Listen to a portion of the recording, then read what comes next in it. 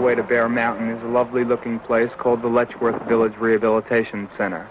Set among the hills and woods of suburban Rockland County, a passerby could easily mistake the place for a country club or a college campus.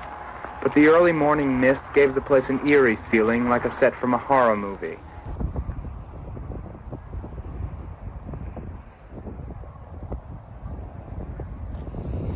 Ground, very well-built buildings. Inside we have housed the children of many of our citizens who are subjected to what appears to be the worst possible conditions I've ever seen in my life. I've visited penal institutions all over the country. I've visited hospitals all over the country. I've visited the worst brigs in the military. Nothing's like it. I've never seen anything like it.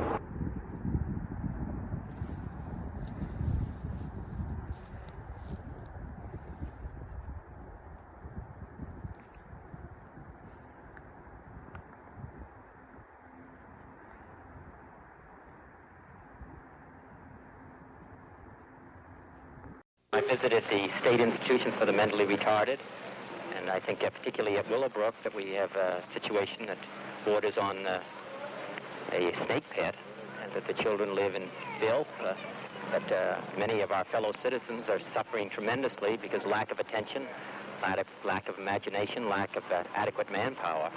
There's very little future for the children or for those who are in these institutions. Both need a tremendous overhauling. I'm not saying that those who are the attendants there or the ones that run the institution are at fault. I think all of us are at fault. And I think it's just it's long overdue that something be done about it.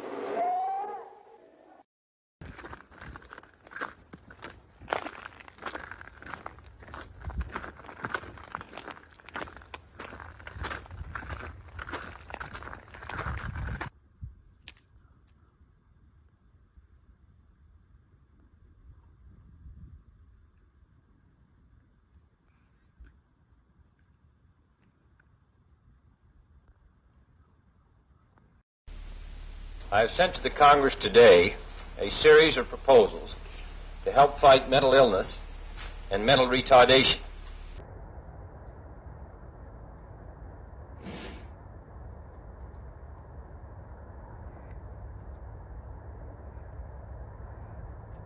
About 25% of the funding for Letchworth Village comes from the federal government, and one of the requirements for continued eligibility is that there be 80 square feet of space per patient. Here they get only 35 square feet.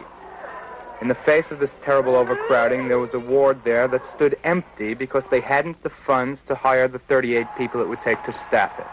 It has troubled our national conscience, but only as a problem unpleasant to mention, easy to postpone, and despairing of solution. The time has come for a great national effort. New medical, scientific, and social tools and insights are now available. There's at least one more horrifying aspect of life at Letchworth. More than 300 able-bodied patients, both physically and mentally able to work outside the institution, are not being allowed to. They're being used to fill the places of the too few employees. They get paid $2 a week for their efforts, about what they'd make each hour on the outside.